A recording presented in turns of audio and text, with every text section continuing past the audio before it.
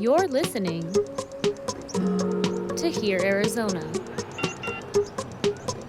addressing issues, empowering our community.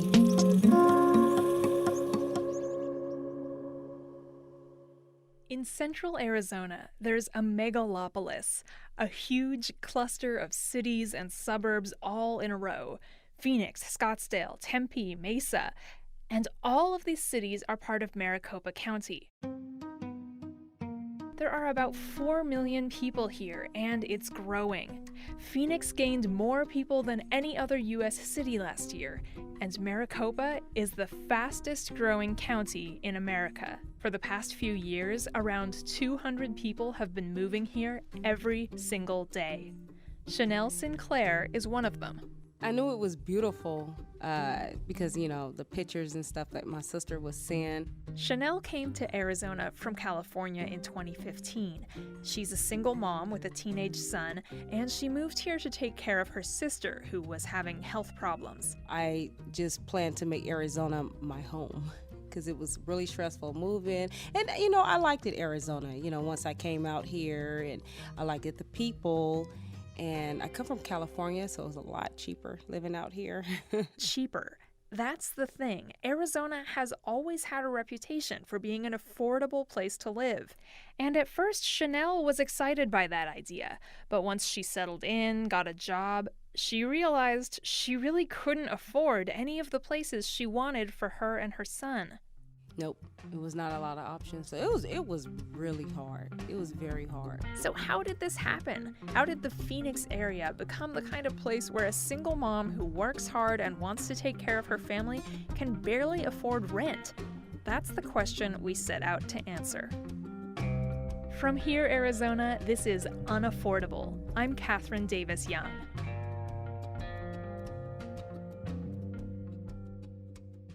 I've always wanted a huge kitchen. Me and my sister are always in the kitchen. And then now that my nieces and nephews are, getting older, and my son, he loves cooking, I would definitely want a huge kitchen. Just like Chanel, lots of people are moving to Arizona, whether it's for a new job, family, warm weather. And like Chanel, a lot of these people are probably imagining open space and big houses with backyards and sunshine, like California, but less expensive. I saw wide, handsome streets. I saw hundreds of attractive, well-groomed homes, priced between $11,000 and $17,500. Arizona has this reputation as being a super affordable place to live, so is it? It used to be the case. That is no longer the case. If you want to know about housing and affordability in Arizona, you talk to Joan Service. Service is the executive director of the Arizona Housing Coalition, one of the major players working to prevent homelessness and advocate for affordable housing in the state. There's not enough. There's not enough affordable housing. There's not enough what some would call workforce housing. So, middle. Yeah, middle. So, there's teachers that aren't able to live in their own community because of not making enough money and the rent being so astronomical. Chanel is one of those Arizona teachers. She works with children with special needs. I definitely don't earn a lot, but you know what, honestly, we always say we do not do it for the money. We do it for the passion. Because even though my children, they'll fight, they'll spit, they do, but at the end of the day, they say, I love you. They'll draw a picture. That touches my heart. But no matter how passionate Chanel is about her job, she's not making enough to have the kind of life she wants for herself and her son. Arizona now has the third most severe affordable housing shortage in the country, according to the National Low-Income Housing Coalition. That means for every 100 extremely low-income people in the state, there are only 25 potential places they could afford to live. What happens to the other 75? Where are they supposed to live? If Arizona doesn't make any changes, everything stays exactly how it is right now, what's going to happen?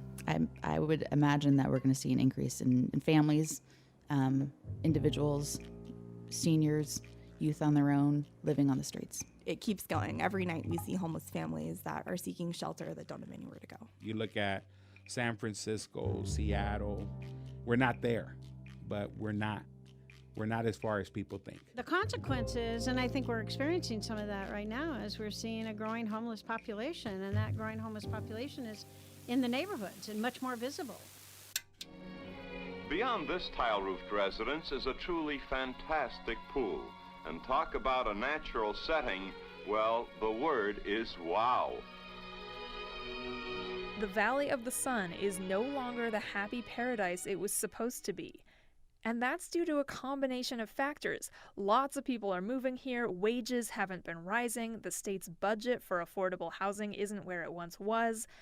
But some of the pressure on the housing market we're feeling now dates back all the way to the founding of the city in the late 1800s.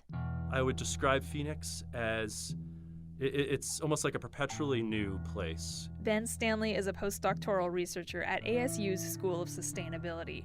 Much of his research has focused on Phoenix history and development. I think Phoenix has been indebted to growth throughout its history, from its very founding up to the present day. Imagine how the Phoenix area must have looked in those early years. Cacti, desert, the Salt River. The thing Phoenix had to offer was space, a lot of it, and it was cheap. Plus, there was a little irrigation and a lot of sun. It was the perfect place to start a farm. Phoenix was a wholly agricultural city, and just the nature of agriculture led to a lot of small little town sites scattered around the arable lands in the valley. But at the time, Phoenix, Tempe, Mesa, Glendale, Peoria were all separate farming settlements. So the region was intentionally being built in a decentralized, spread out way. But some of the people moving here weren't just in it for their little plot of land. They were speculators. Yeah, from the very founding of the Phoenix town site, most of the settlers were engaged in land speculation and did not just want to live in Phoenix and eke out a quality of life from farming. They wanted to get rich quick by selling other lots that they had bought cheap to newcomers. In those first few decades, Phoenix was already dependent on development and sprawl. Then growth really started to accelerate. Phoenix changed drastically in the 1930s under the New Deal, but especially with the start of World War II. When the war first started, the federal government was looking to ramp up the war effort, and Phoenix was a great location for a lot of different things. In particular, one, air bases, because of the climate here and its inland location away from the enemy. Thousands of American and British pilots trained at airfields in Glendale, Goodyear, Phoenix, Scottsdale, and Mesa. And wartime defense industry spending brought more workers and investment to the region than Arizona had ever seen. And once the ball started getting rolling on growth, it never stopped. Not long after, Motorola, Intel, and other businesses launched operations in the valley. Meanwhile, air conditioning was becoming more common, and Phoenix's summer temperatures suddenly seemed a little more tolerable. More and more families were buying cars, so moving farther away from big city centers didn't seem like such a big deal either. And with the baby boom, a whole lot of people were suddenly looking for a place in the suburbs where they could get a cheap new house with a big backyard to raise a family. Phoenix was an easy sell. Well, this is Phoenix today, a booming dark horse of the desert which, within a few years, may have a larger population than Boston or Philadelphia. And hear this. Between 1940 and 1950, Phoenix's population nearly doubled, from around 65,000 to over 100,000. Between 1950 and 1960, the population more than quadrupled to over 400,000. It was the era of suburbia and single-family houses, and that was what people wanted. And that was what Phoenix builders built. John Talton is a historian and journalist who's written extensively and pretty critically about Phoenix's development and economy. He lives in Seattle now, but was born and raised in Arizona. I'm a fourth-generation Arizonan, and so I love this city. So you'd like to see the city do better? Oh, gosh, yes. I mean, why write about any of this? Why bring up any of these issues if not only Phoenix can do better, but it is shooting itself in the foot and reloading so much of the time. Tolson sees a lot of problems with Phoenix's obsession with growth and sprawl. Sure, many American cities grew out of city centers and into the suburbs in the 60s. But unlike older cities, Phoenix never had that dense city center to begin with. Pretty soon, the city was mostly just sprawl. Well, sprawl in and of itself is very expensive, so it looks like this is free, but it's not free. It looks like you're getting a cheap house in the suburbs, but that means you're having to commute to your job from farther and farther away. Ben Stanley says that's expensive for families and the city. The actual just growth of those settlements poses a lot of problems for a city in terms of how do we provide resources and services to people living way out on the fringe. So the cost of providing sewer service, water service, and utilities and sending that way out miles and miles from the core of a city is extremely expensive. And it is something that developers don't really want to talk about. And in the decades after World War II, the Metro Phoenix area was actually expanding so fast that a lot of the city's economy was being driven by the growth itself. The whole region started to become dependent on construction jobs and real estate and housing development. It doesn't seem especially sustainable, not just for actual environmental reasons, but just for economic reasons. How do you have an economy that constantly requires more people to move to the area? It constantly requires unending construction and so on. There might have been an illusion of prosperity in that everyone thinks they're making money, but we're forgetting about, the bills that are going to come later. And the bills did come later. We're down by between 3 and 4.5% generally across these markets. A lot of their customers are freaked out, waiting to see how low the Dow will go. They're focused on the losing streak in the Dow that in percentage terms puts it on par, close to the loss suffered in that crash in 1989. Could be the most serious recession in decades. And that means life, as most Americans know it, is about to change, in some cases dramatically. In the housing market collapse of 2008, Phoenix, some would say very predictably, was one of the hardest hit areas of the country. There's no industry that's not affected when the housing market goes like this because there's so much connected to that, so much especially in a region that's so dependent on construction. And Joanna Lucio is an associate professor in the ASU School of Public Affairs. She studies housing policies in Phoenix and beyond. We were left with a lot of empty houses, a lot of foreclosures, a lot of people left homeless. In 2007, median home prices in the Phoenix area were more than $260,000. By 2010, prices were half that. Thousands of people in the Phoenix area lost their jobs, their homes, their savings, and as tax revenue plummeted, the state lost its money too. Suddenly, so many people needed government assistance, and the state couldn't provide it. Joan Service says one of the programs on the chopping block was Arizona's State Housing Trust Fund. It was capped because it was the Great Recession. Ultimately, everyone was strapping down. Before the recession, when the economy was booming, the state of Arizona used to take money from unclaimed property, basically dormant bank accounts or tax returns people don't take back, and they would put some of that money toward housing programs. It built homes for our vulnerable population. It provided some disaster relief, housing relief. It assisted with rural homeownership, so it wasn't just a tool for the Phoenix metropolitan area, but it served the whole state. That fund used to give the state as much as $40 million a year to put toward those kinds of programs, but in 2010, that number was capped at just $2.5 million. The statewide investment to address affordable housing and homelessness has been paltry. We have approximately $5 million from the state. How much do other states invest compared to $5 million? Right, so $5 million is not a lot. So, for example, Massachusetts invests $400 million to address housing and homelessness. Everyone in Arizona felt the impact of the recession. The housing development that once kept the economy afloat came screeching to a halt. The state dramatically reduced funding to help out with affordable housing, but at the same time, there was suddenly a lot of cheap, foreclosed property available. And so, just like in the early days of Phoenix, the speculators started to roll into town. Here's Ben Stanley. There were a lot of vacant lots scattered all around the Arts District that had not attracted any development interest in 30, 40 years, but were starting to be bought up very rapidly by people, often from out of the state. But it became sort of a merry-go-round of buying and selling, often completely vacant dirt lots. Say, in the early 2000s, a property would be priced at about $10 a square foot for a completely vacant piece of land near downtown Phoenix. And often, after being bought and sold about 6 times in the span of 2 years, these properties went up to over $100 a square foot. So in many times, these properties went up tenfold in value without any improvement whatsoever being done to the property itself.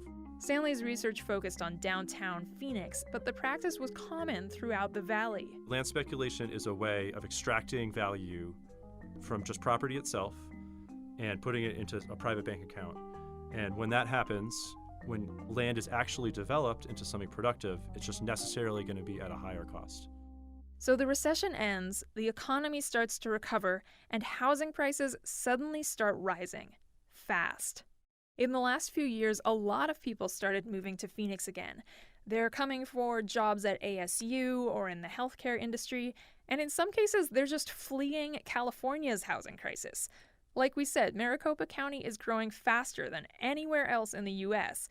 The thing is, during the recession, no one was really building new housing in Phoenix, which means there's not enough housing to meet the demand of this growing population. And when supply is low and demand is high, prices increase.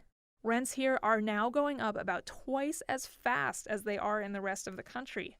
And even with demand so desperately high across the market, for the most part, the only way developers can afford to build in central Phoenix right now is to build units that they know they'll be able to charge the highest possible price for.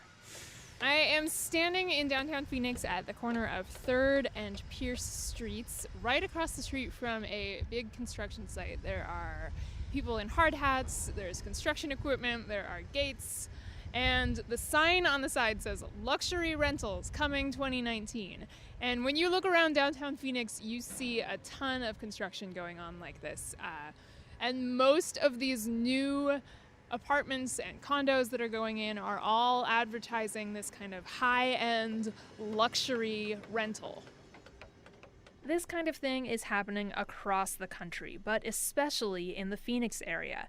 According to Multi-Housing News, more than 90% of new rental units being built in Phoenix are high-end.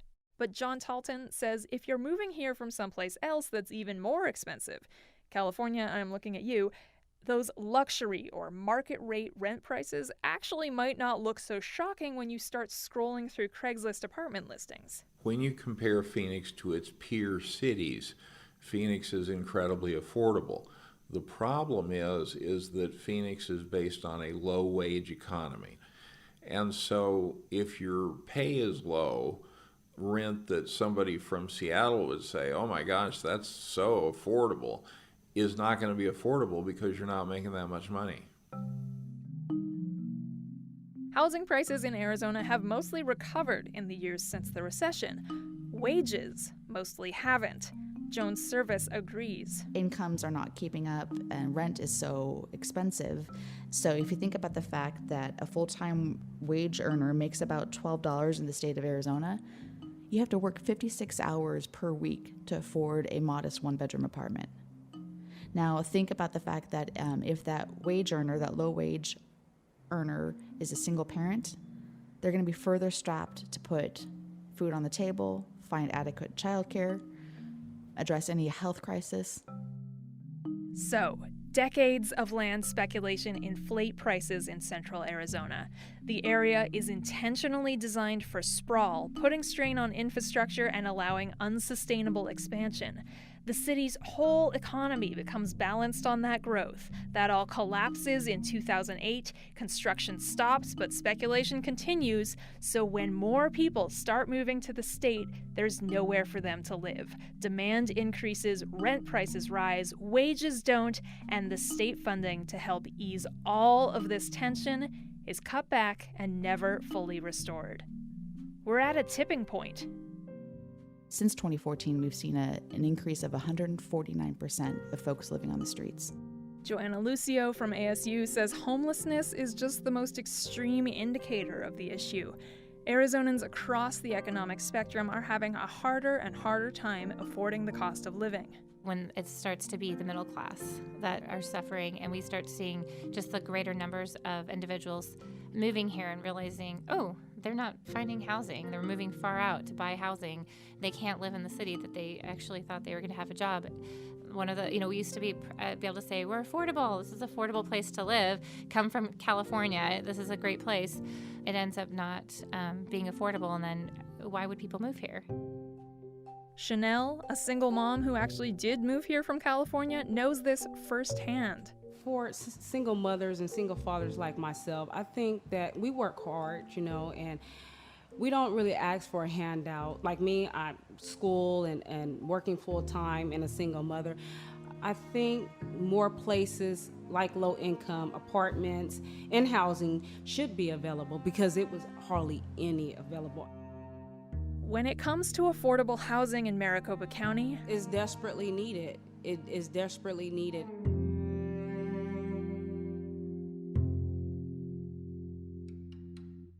History has created a scenario where a hard-working single parent can no longer afford a place to live here. But what exactly do we mean when we say affordable? That's in the next episode.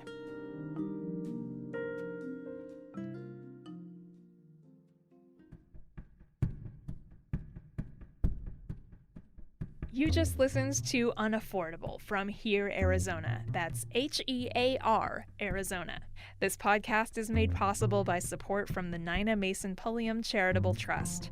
Since we're a brand new show, please tell all your friends to check us out. You can search for Here, Arizona wherever you get your podcasts. And since we're all about empowering our community, we want you to be a part of the conversation. Follow Here, Arizona on Facebook, Twitter, and Instagram. In this episode, you heard from the Arizona Housing Coalition.